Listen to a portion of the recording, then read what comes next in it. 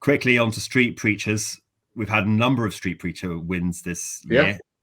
Two particular ones that we've highlighted, Hatun Tash and John Dunn. Tim, tell us about street preacher freedoms. Yes, so Hatun is a fantastic evangelist to Muslims. She goes and preaches in Speaker's Corner and debates and discusses with the Muslims there. She's got quite a provocative style, very happy to say things like Muhammad is a false prophet, and things like that, and even wear provocative cartoons and things. The Muslims occasionally have assaulted her, threatened her, stolen a book off her, and never been arrested. And Hatun has been arrested.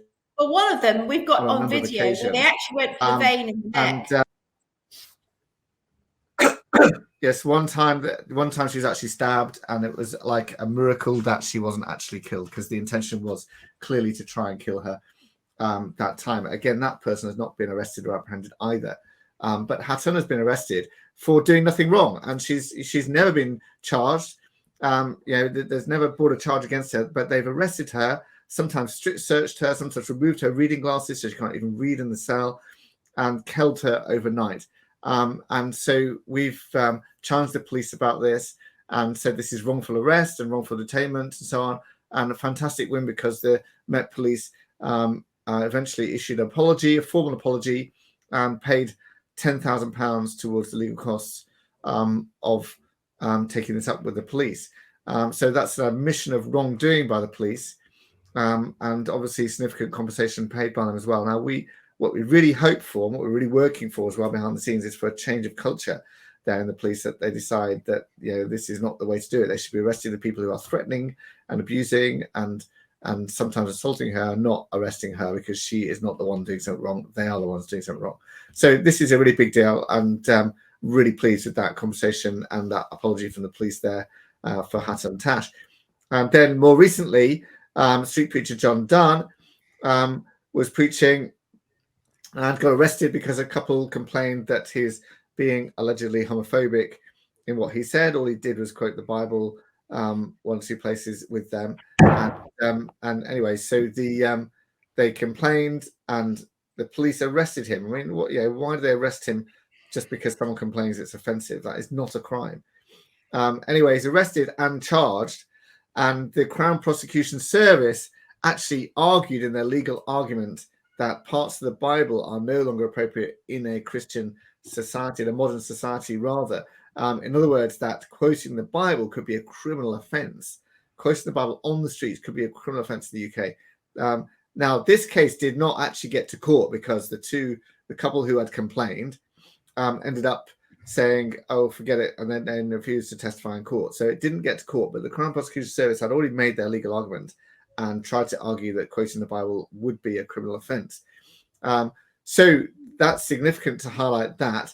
And then a member of the House of Lords, Kate Huey, asked a question of the government, which just got answered only this week. And the government, what she was asking, were the Crown Prosecution Service right to say quoting the Bible is a criminal offence? And the government said no, they were wrong. Crown Prosecution Service has recognised that was wrong, and they've changed it, and there was a mistake and should not have happened. So that's a significant victory then, because the Crown Prosecution Service, because we exposed it. Imagine if we hadn't exposed it, this would have carried on and it would have come up in another time. But because we exposed it, the Crown Prosecution Service has been held to account and have had to admit they made a mistake and should not have said that. And therefore, that quoting the Bible is not a criminal offence in the UK today. So what's absolutely wonderful here again, just let's go to big picture stuff. It's about keeping the highways and the byways open for the gospel. It's about keeping people not being able to say bits of the Bible can't be quoted. They are offensive, and those should never be in the public space.